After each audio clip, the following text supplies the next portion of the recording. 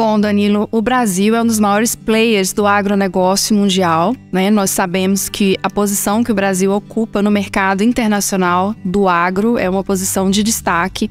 E eu fico mais feliz ainda de saber que a nossa posição é de primeiro lugar no ranking mundial de exportação de carne bovina. Nós somos o maior exportador de carne bovina do mundo, o quarto maior exportador de carne suína do mundo e o primeiro maior exportador de carne de aves do mundo. Então, falar de carne, nós somos o país da carne. Então, a nossa posição, se o nosso agro tem destaque, a nossa cadeia da carne tem um destaque maior ainda, pela posição que o Brasil ocupa no mercado mundial. E esse panorama, a nossa pecuária é uma pecuária que vem evoluindo muito. Sim. A nossa pecuária vem evoluindo em termos de tecnologia, de produtividade, mas o Brasil, hoje, nós exportamos, falando apenas de carne bovina, o Brasil hoje, ele tem o maior rebanho bovino comercial do mundo, né? Em termos de números absolutos, o rebanho indiano é o maior do mundo, mas ele não é considerado um rebanho comercial, são em torno de 305 milhões de cabeças. E o rebanho brasileiro em torno de 196 milhões de cabeças. Então, nós temos o maior rebanho do mundo, nós somos o maior exportador de carne bovina do mundo, mas nós não somos o maior produtor de carne bovina do mundo. O maior produtor de carne bovina do mundo são os Estados Unidos. Os Estados Unidos têm um rebanho de aproximadamente 99 milhões de cabeças, e com esses 99 milhões de cabeças, eles conseguem produzir mais carne do que nós, com 196 milhões de cabeças. E isso se deve à tecnologia empregada, aos manejos. A tecnologia, quando eu uso o termo tecnologia, eu estou me referindo a todos os processos. Genética, em primeiro lugar, manejo nutricional, manejo sanitário, a taxa de desfrute, enfim, todas as tecnologias que são empregadas nos sistemas de produção nos Estados Unidos e aqui no Brasil. Então, a carne brasileira, a nossa pecuária, apesar de ser uma pecuária sustentável, 82% do nosso rebanho é majoritariamente produzido a pasto, em torno de 18%. No último relatório, no último Beef Report da ABIEC, a nossa produção de animais confinados, ela vem subindo também.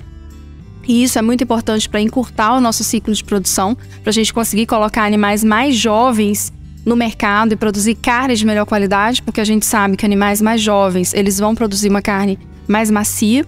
Só para a gente ter uma ideia, em 1997, no final da década de 90, em torno de 50% a 60%, era mais ou menos 57% do gado abatido no Brasil, se a gente fosse considerar machos, eram com mais de 36 meses. E hoje, atualmente, em 2021, 2022, nós temos em torno de 10% de machos abatidos com 36 meses. Então, nós conseguimos encurtar esse ciclo de produção e, com isso, a gente ter animais mais jovens sendo abatidos. Da nossa produção de carne, nós temos aí, sendo o maior exportador de carne bovina do mundo, da nossa produção, em torno de 25% é exportada e próximo a 75% é para o nosso mercado interno. O Brasil tem um grande mercado interno em termos de consumo de carne e a exportação ela vem aumentando. Há mais ou menos uns 5, 6 anos atrás, a nossa participação na exportação é em torno de 20% e agora ela vem subindo, a gente está aí próximo de 25%. Hoje, em termos de carne bovina, nós exportamos para 124 países. E nós só conseguimos exportar para o mundo todo, para ter carne brasileira no prato. Em qualquer lugar que você viaja, você vai ver produtos brasileiros do agronegócio, vai ver carne também. E nós só conseguimos chegar a essa grande quantidade de países, a esses grandes mercados, em virtude da nossa qualidade, principalmente sanitária. O passaporte da carne, para a carne poder atingir os melhores mercados, ela precisa ter sanidade.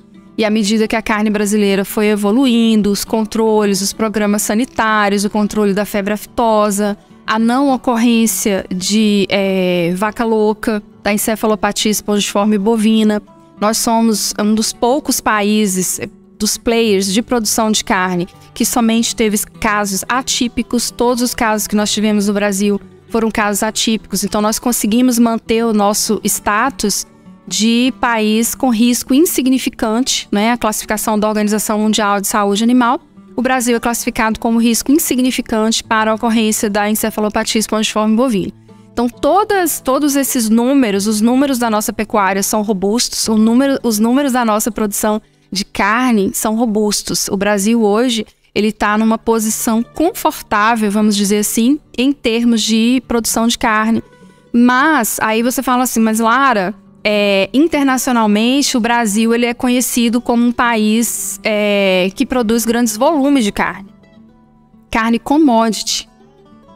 Internacionalmente, a carne brasileira, ela sempre foi considerada, entre aspas, uma carne ruim, quando comparada à carne de outros países. Por exemplo, os nossos irmãos, a Argentina, Uruguai, né? A carne americana, a carne australiana.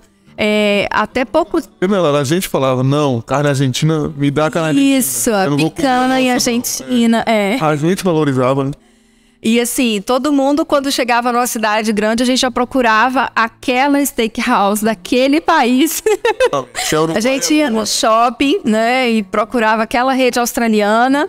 E, nossa, a gente tem que comer uma carne aqui, porque nós não tínhamos, em grande quantidade, nós não tínhamos acesso a essa carne. Só que isso vem mudando de um tempo para cá, né? Vamos colocar aí, isso tem sido de forma recente, nos últimos 5, 6 anos. Hoje, a produção de carne brasileira de qualidade, ela vem aumentando e o Brasil vem se consolidando. Nós temos nichos de produção de carne de qualidade, né? Claro que o tamanho do nosso país é um país continental, da mesma forma que nós temos sistemas de produção extremamente heterogêneos, nós temos sistemas de produção que basicamente são de subsistência e nós temos sistemas de produção que adotam que há da tecnologia mais sofisticada do mundo, em termos de pecuária, em termos de nutrição, em termos de genética também. Mas se a gente colocar na média, né, na média brasileira, os nossos sistemas de produção ainda precisam melhorar bastante para a gente conseguir produzir essa carne de qualidade. E a carne produzida no Brasil, ela é majoritariamente de origem zebuína, animais criados a pasto, animais que são mais adaptados à nossa realidade brasileira, às nossas condições tropicais.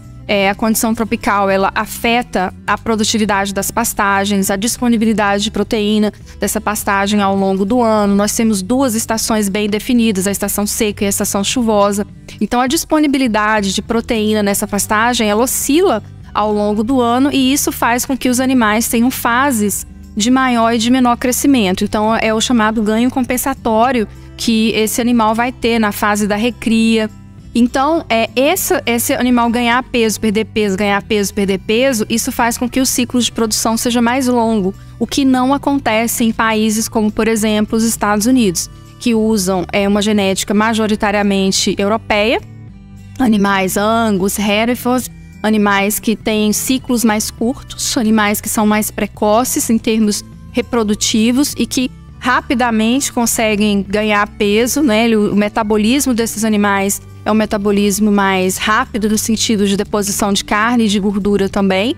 E esses animais, eles conseguem produzir um maior volume de carne também. Quando a gente compara o peso, assim, Lara, por que os Estados Unidos, você falou que tem um rebanho de 99 milhões de cabeças e o Brasil tem um rebanho de 196 milhões? Como é possível que os Estados Unidos produzam mais carne que o Brasil? Com um rebanho bem menor que o nosso, né? Praticamente 100 milhões de cabeças a menos. Como que os Estados Unidos conseguem produzir mais? Eles conseguem produzir mais porque eles têm uma taxa de desfrute maior. O desfrute é o número de animais abatidos em proporção ao volume total do rebanho. Então, a quantidade total de animais. E eles conseguem fazer esse turnover do rebanho mais rapidamente. Esses animais estão prontos para serem abatidos mais rápido. E outra coisa, só para vocês terem uma ideia, a taxa de desfrute média que nós temos no Brasil hoje é em torno de 23%, 22%, 23%, né? Alguns trabalhos citam aí 25%. E a taxa de desfrute dos Estados Unidos é em torno de 40%. Né? Os menores valores estão na faixa de 38% e os maiores valores na faixa de 45%. E além disso, né? Porque tem a queda e o coice, né? Tem a queda e o coice. Então, além disso, as carcaças desses animais são mais pesadas. Em média, as carcaças dos animais abatidos nos frigoríficos brasileiros E assim, só para vocês terem uma ideia, nós abatemos no ano de 2022 em torno de 40 milhões de cabeças. Então, do nosso rebanho, nós tivemos aí um abate de 39, um quebradinho, praticamente 40 milhões de cabeças. E essas carcaças, essas carcaças desses animais, elas pesam em média 250 quilos, né? As carcaças das fêmeas são mais leves, claro. As carcaças de fêmeas estão aí na faixa de 14, entre 14 e 15 arrobas. E a carcaça de macho, pela primeira vez na história desse Brasil, graças a Deus, nós ultrapassamos 300 quilos, nós ultrapassamos 20 arrobas nas carcaças dos machos. Então, esse resultado é fruto de todo o trabalho da cadeia produtiva, é fruto do investimento em tecnologia, de melhoria no manejo de pastagem, das adequações na lotação das pastagens, do investimento em manejo nutricional, em manejo sanitário e na genética desses animais também. Então, nós temos nichos de produção, sistemas de produção, produtores que estão investindo em tecnologia. Quando eu falo tecnologia, é esse pacote: genética, nutrição, sanidade, manejo, bem-estar, que é um dos pilares da produção de carne, né, mundial. É impossível a gente ter produção animal, é impossível o animal expressar todo o seu potencial genético de produção de carne se ele não estiver em uma condição de bem-estar. Então, quando os produtores investem todo esse pacote de tecnologia no sistema de produção, esses resultados eles começam a aparecer. Então, no Brasil, a gente já vem investindo e fazendo um trabalho sério na produção de carne, né, voltada para a produção de carne de qualidade. E agora a gente está conseguindo produzir esses animais mais pesados.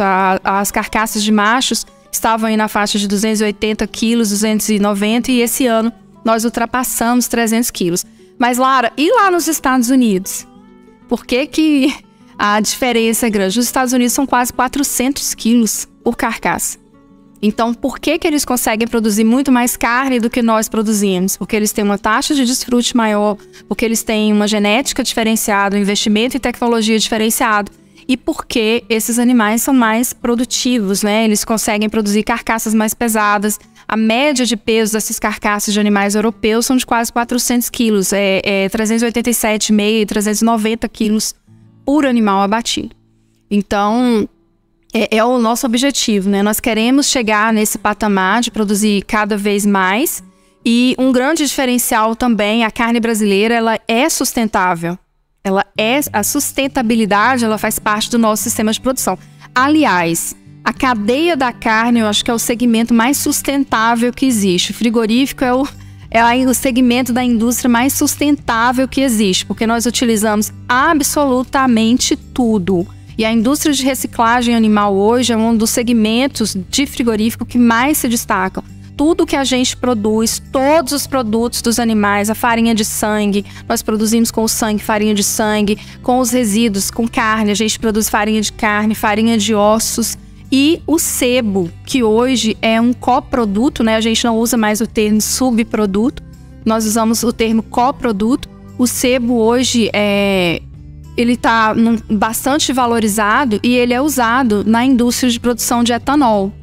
Então, o segmento da indústria frigorífica, o segmento da pecuária, ele consegue incorporar um grande volume de outras atividades e de outros produtos. Muitas vezes as pessoas não sabem. A gente às vezes escuta até os veganos, né, vegetarianos e veganos. Você vai numa farmácia, tem lá um shampoo com a etiqueta, ó, esse produto é cruelty free, esse produto é vegano.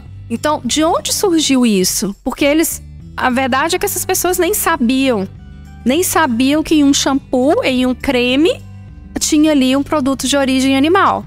Quando nós começamos a falar, olha, do boi se aproveita tudo, e o creme que você passa de ácido hialurônico vem lá do boi, né? A insulina que muitas pessoas tomam vem lá do boi. As válvulas cardíacas que são utilizadas nas cirurgias feitas no Brasil vêm dos frigoríficos de suínos. Muitos desses produtos, a bolsa, o escarpão de couro, o banco de couro do seu carro, vem lá do frigorífico.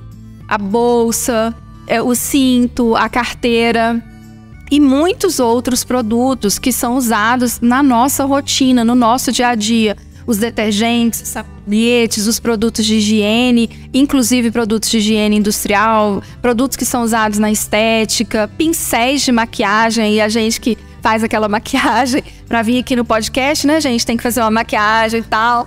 Então, todos os pincéis que nós utilizamos, os verdadeiros, são feitos de pelos de bovinos. E isso é retirado de onde? Do frigorífico. Então, o nosso setor é um setor que realmente aproveita tudo. E o Brasil, dada a sua condição tropical, pastagens, extensas pastagens tropicais, nós temos área suficiente para poder fazer um manejo adequado, uma lotação adequada e usar melhor essas áreas. O Brasil, ao longo dos anos, nós estamos evoluindo, ou seja, nós estamos produzindo mais e utilizando menos área. Por quê? Porque nós estamos investindo em tecnologia. Essas pastagens, elas estão produzindo mais, elas estão produzindo melhor, elas estão produzindo uma melhor qualidade de gramínea, de nutrientes para alimentar os animais. Então, com esse investimento em tecnologia, nós estamos conseguindo produzir mais. E muitas vezes, o que eu vejo é que a gente precisa divulgar mais, nós precisamos informar mais para as pessoas, porque nas redes sociais, ali, uma pessoa ouve falar uma coisa. Hoje mesmo eu recebi um vídeo de uma amiga, aí ela, Lara, isso aqui é verdade? Aqueles mitos, né? Que o frango tem hormônio. Gente, pelo amor de Deus. Em 2023, nós estamos em 2023 e a gente ainda tem que explicar que carne de frango não tem hormônio, que tudo isso é genética, é melhoramento animal, é investimento em tecnologia, sabe? Então, nós precisamos levar essas informações para as pessoas, que a produção, a pecuária, ela é sustentável. A pecuária, a atividade, o segmento da indústria frigorífica, ele é sustentável. Tudo, fala uma coisa aí, pensa em uma coisa, Danilo, porque o adubo que você usa lá na plantinha, na orquídea, na floricultura, veio de onde? Veio das fezes dos animais lá do frigorífico e de vários outros segmentos, sistemas de produção. Qualquer coisa, se vocês pensam em um produto que eu vou falar para que ele é usado. Até o cálculo da vesícula biliar do boi é usado. Então, não tem nada que a gente não aproveite na indústria frigorífica. E por isso que eu sou apaixonada por esse segmento, sou apaixonada pela pecuária, porque é o segmento que mais aproveita tudo e que tem uma maior sustentabilidade. Então, todos os olhos do mundo acabam se voltando para o Brasil, né? Nós temos as maiores indústrias, os maiores produtores de proteína animal do mundo são brasileiros, né? As marcas de frigoríficos brasileiros. Todo mundo sabe que esses frigoríficos têm unidades em vários países do mundo, não é só aqui no Brasil. E da nossa carne, da carne produzida no Brasil, hoje nós exportamos 82% na forma de carne mesmo, carne in natura. Então o Brasil é um grande produtor de carne commodity em volume de produção, mas a gente percebe que isso vem mudando com o tempo. Hoje a gente não precisa mais viajar, precisa mais ir lá na Argentina, no Uruguai, né? A gente não precisa ir lá para os Estados Unidos para a gente comer aquela carne maravilhosa. Aqui no Brasil a gente consegue comer carne, às vezes até melhor. Hoje o nosso paladar, ele já está familiarizado, porque coisa boa a gente acostuma rapidinho, né? Coisa boa é um negócio impressionante. Aí você come aquela carne macia, suculenta, saborosa, você não quer voltar. Você não quer, sua boca já estranha, seu paladar estranha aquela carne dura, aquela carne seca. E aí você quer sempre aquela carne especial para o final de semana, para o churrasco. E isso faz parte da vida do brasileiro, né? Apesar de que, nos últimos anos, o consumo per capita de carne bovina no Brasil reduziu. A gente chegou a ter aí 38, 40, 41 quilos de carne bovina por habitante ano. Até meados de 2018, mais ou menos. Mais recentemente, né, devido à crise, pandemia, todos esses processos aí que estão acontecendo no mundo todo, né, uma crise mundial, esse consumo ele veio decaindo. Hoje nós estamos aí na faixa de 34 quilos por habitante ano de carne bovina. Então, assim, ainda com todas as dificuldades, olha, a pandemia teve... nós ficamos praticamente o ano de 2020 todo, o ano de 2021 todo, mas os frigoríficos não pararam. não faltou carne. Lá nos Estados Unidos faltou carne. Eu tenho várias fotos de pessoas, né, chegando nos supermercados com as prateleiras vazias. E aqui no Brasil não faltou carne. Não faltou carne bovina, não faltou carne suína, não faltou carne de aves. Nós temos um destaque também para a nossa sanidade. O Brasil, ele é privilegiado em termos de sanidade. Privilegiado assim, claro, que nós fazemos os melhores manejos. Mas, por exemplo, o mundo foi acometido, né, no final da década de 90 até início de 2000 de vaca louca. Vários países do mundo tiveram que fazer abate sanitário dos seus rebanhos. Isso não aconteceu aqui no Brasil. Então, quem que deu o suporte para o mundo todo em termos de produção de carne? O Brasil. Porque todos esses rebanhos tiveram que ser abatidos. Na sequência, na carona da vaca louca, veio a gripe suína. Veio problema na China e em vários países da Ásia e todo o rebanho suíno teve que ser abatido. E a gente, plenos. E carne suína brasileira para o mundo todo. Foi quando a gente teve o maior destaque, a maior participação da carne suína. E aí depois da gripe suína, veio a gripe aviária. E novamente nós estamos aí, o mundo todo em estado de alerta, o Brasil em estado de alerta máximo. Graças a Deus nós não temos nenhum caso identificado. Mas a crise provocada, as crises sanitárias, né, o conceito de saúde animal, o conceito One Health, que é o conceito de saúde única. Não tem como a gente dissociar a saúde humana, a saúde animal e o meio ambiente. Então, esses três pilares, eles estão interrelacionados e esse conceito é chamado de One Health. Então, uma doença que acometa um sistema de produção, a gente está vendo casos de gripe aviária em humanos, de gripe suína em humanos. Olha aí o Covid, a origem do Covid, toda aquela discussão, né, do pangolim, de onde veio esse vírus. Houve uma passagem nos animais ou não? E a gente sabe que isso daí gera um impacto muito grande na segurança dos alimentos que são oferecidos para a população do país e do mundo todo. E mais recentemente, olha o preço dos ovos. Por que subiu tanto o preço do ovo? Por que subiu o preço da carne? Por causa da influenza aviária. Os rebanhos, os plantéis de aves tiveram que ser abatidos. Então, olha quanta coisa que o Brasil está suportando. E não está faltando ovo, não está faltando carne no nosso mercado. Tá mais caro, sim, mas o Brasil continua produzindo, mas o Brasil continua exportando. Então, assim, a pecuária, a produção de suínos e a produção de aves, elas estão em estágios de desenvolvimento e de adoção de tecnologias muito diferentes. E a produção de aves, o aspecto genética, sanidade, ele está anos-luz na frente, claro, né? Até por causa do ciclo de produção, é muito mais fácil você produzir um frango, um pintinho leva 21 dias, né? Do dia da fertilização até o pintinho nascer são 21 dias, depois para ser abatido em torno de 35 dias. O ciclo é muito curto, não dá pra gente comparar com o boi. 185 a 195, 285 a 295 dias de gestação. Depois você vai ter mais 6 a 8 meses para desmamar o bezerro. Depois você vai ter mais o período de cria, que esse animal vai chegar aí ao ano, sobre ano. Então eu tô falando de um ciclo de produção que não dá para você comparar. E a produção de aves, justamente em decorrência dessa adoção de muito mais tecnologia e o ciclo muito mais curto, ela consegue estar à frente, né, em termos de sofisticação, em termos de resultados também. Então, eu vejo a posição do Brasil em termos de produção de carne, em termos de exportação de carne, é uma coisa quase que imbatível, não é? Eu dei uma palestra até lá em Belo Horizonte, num evento que teve, e falando exatamente sobre sanidade, exportação e barreiras sanitárias. Eu coloquei várias manchetes e várias reportagens de jornais internacionais falando: o Brasil é o país da carne, ninguém aguenta, não dá para competir com o Brasil em termos de carne. Por quê? Porque além da gente conseguir produzir muito em volume, a carne brasileira é internacionalmente muito mais barata. É muito mais barato você produzir carne no Brasil do que você produzir carne fora. Agora mesmo eu estive em um evento que foi um dos maiores eventos da cadeia produtiva de proteína animal, né, da América Latina, Eu palestrei nesse evento juntamente com outros profissionais e uma das apresentações foi o Roberto Barcelos. Ele falou um pouco sobre custo de produção.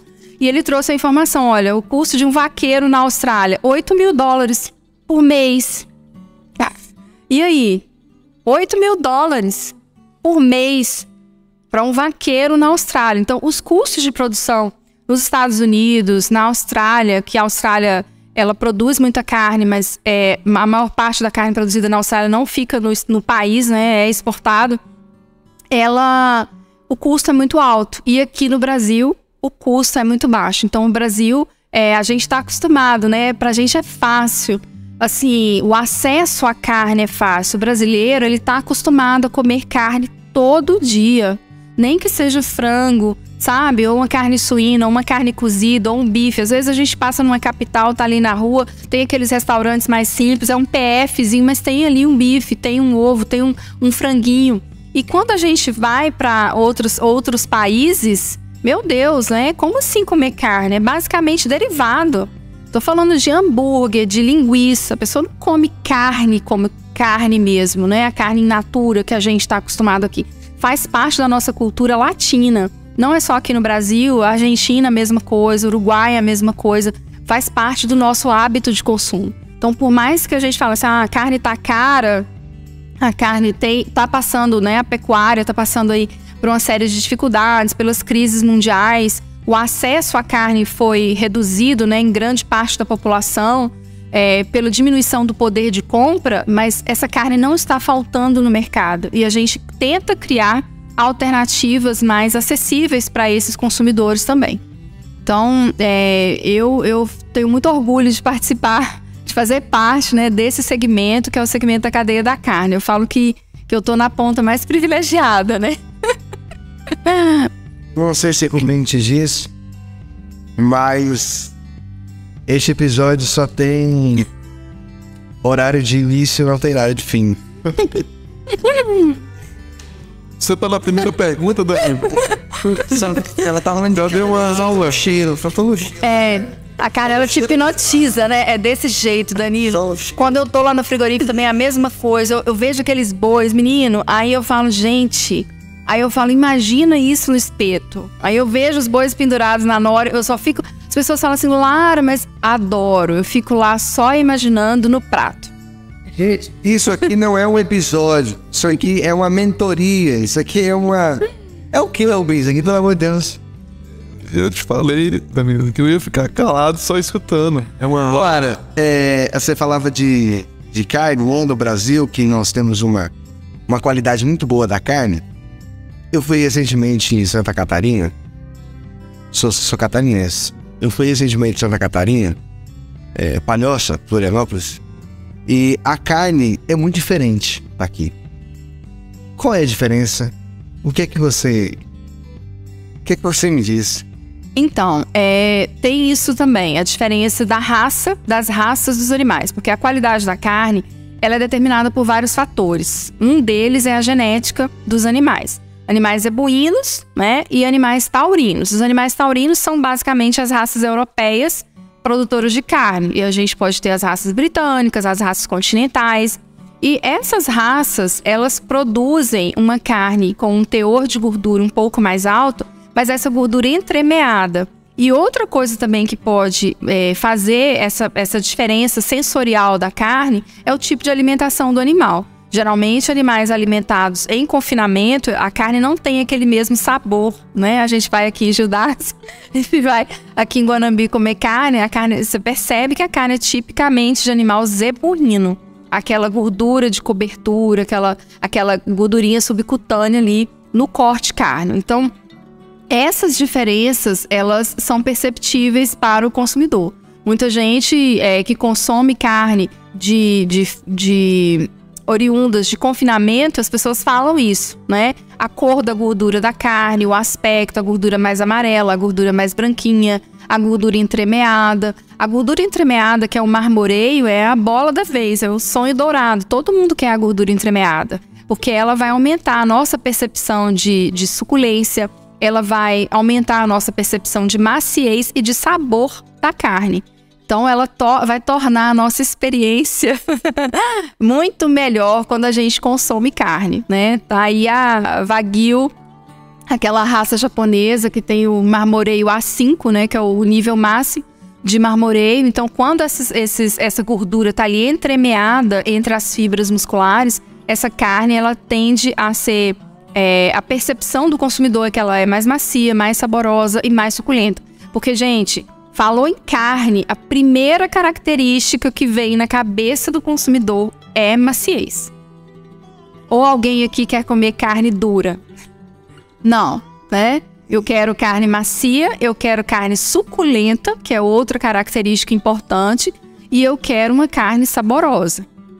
Então, essas características, quando a gente pensa em qualidade de carne, é nisso que nós temos que investir. Quando eu falei que o Brasil produzia carne commodity em volume, é em toneladas de carne. Os nossos frigoríficos, o nosso abate de 40 milhões de cabeças, todo dia eu atendo frigoríficos, Danilo, em outros estados aqui do Brasil, né? Eu atendo frigoríficos na região norte, eu atendo frigorífico em Rondônia, no Pará, no Amazonas. Eu atendo frigoríficos que 100% do abate, e olha que são plantas que abatem grandes volumes de bovinos, 800, 1.000, 1.200 bois por dia, e 100% da produção de carne é exportada. 100% tem uma planta que eu atendo que 100% da produção do abate é China. E aí, quando a gente olha o preço da tonelada de carne, hoje a média da tonelada de carne brasileira exportada, a gente considerando a carne in natura sem ser um corte diferencial, é $5.000 a tonelada. Então, assim, o Brasil é um grande produtor de carne commodity e a gente está começando a ter vamos dizer assim, um destaque, né, ainda no mercado interno em termos de carne de qualidade. A gente está, não vou dizer que engatinhando, porque engatinhando também é exagero. A gente já tem nichos produzindo carne, marcas produzindo carne. Nós temos muitas marcas conhecidas no mercado, não é? De marcas aí de nome, grife. Todo mundo quer uma carne premium, quer ter uma experiência. E hoje se popularizou muito no Brasil também os festivais de carne, né? Os barbecue festivals. Então você vai lá no festival de carne e olha só, os ingressos rapidamente se esgotam. E qual o custo disso? Um festival desse de carne, de barbecue, é 200, 400, tem ingressos vendidos a R$500. Então, esse público, uma vez que você tem... É um caminho sem volta. É um caminho sem volta. Quando você conhece a carne de qualidade e quando você passa a consumir esse tipo de produto, você não quer mais voltar para aquela carne anterior, né? Aquela carne... Claro que eu tô falando de um conceito de carne para ser churrasqueada. Eu não tô falando da carne do dia a dia, a carne que a dona de casa, né? A pessoa vai lá no supermercado comprar um bife, cubo, isca, carne moída. Não é essa carne. Essa carne, sim, a gente também tem a obrigação de ter qualidade, né? Dela ser sanitariamente adequada, dela ser macia e tudo, mas o momento, né, que a pessoa ali, ó, sonha com a carne é o final de semana, é aquele momento do churrasco em família, com os amigos. E ninguém quer passar pelo constrangimento de ir lá escolher a carne e a carne tá ruim. A carne não tá macia, a carne não tá saborosa, a carne não tá suculenta. Não é possível que a gente passe por isso hoje. Então, houve no Brasil uma explosão de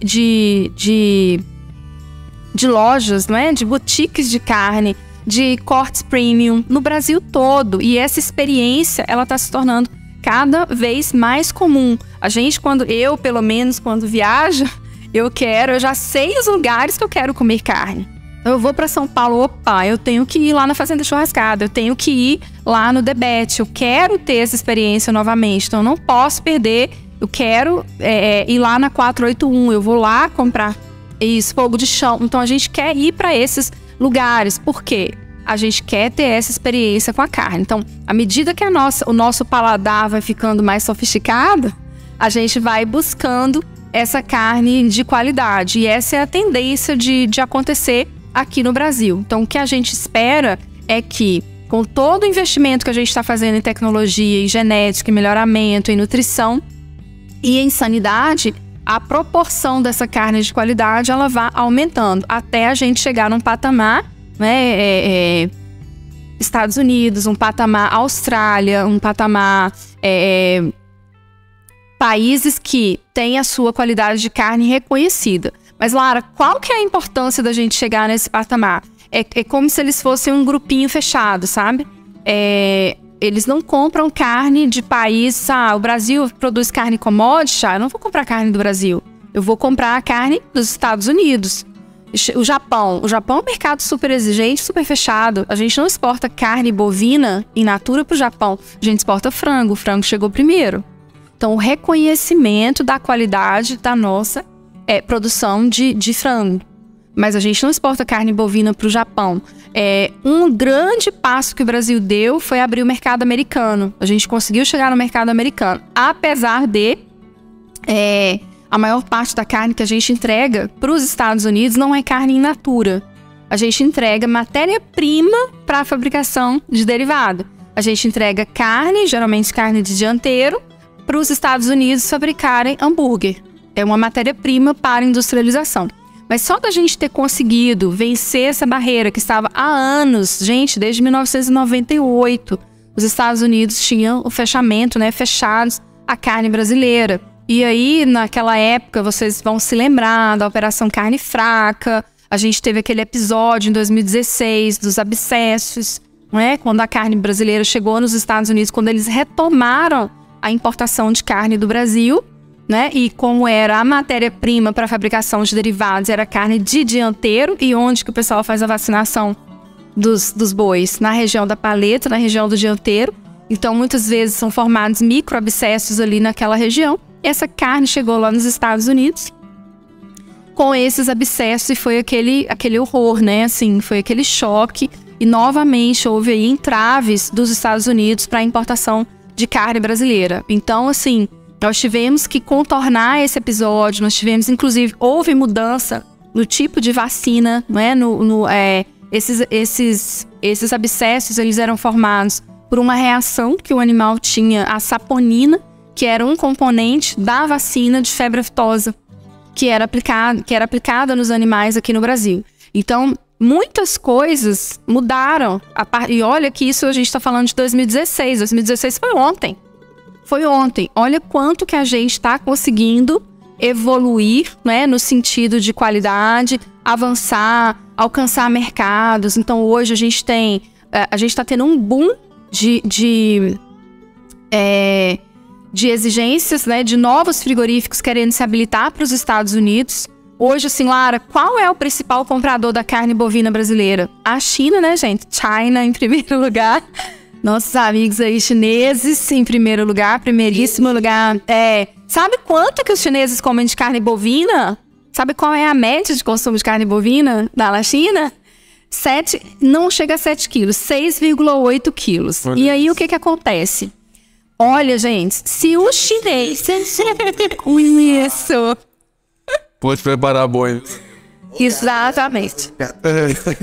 Então, nós temos uma estimativa que se o chinês aumentar em 1 quilo por habitante o consumo de carne na China por ano, acaba a carne brasileira. A gente acaba, porque são 1,5 bilhão de pessoas. E agora tem até a Índia passando, a população da Índia, a previsão de passar a população da China. Então, olha só, olha o quanto que esse mercado ainda pode crescer. Olha o tanto de carne que a gente está mandando para a China e que não é suficiente. E se eles resolverem passar para aumentar 1 quilo por chinês, acaba a carne do mundo, Acaba a carne. É um colapso. A gente não tem carne para fornecer para essa galera toda. Muita coisa. Olha, eu penso que, independentemente se você é mulher, se você é homem, o que te coloca no mercado e o que te faz continuar no mercado é o resultado que você entrega.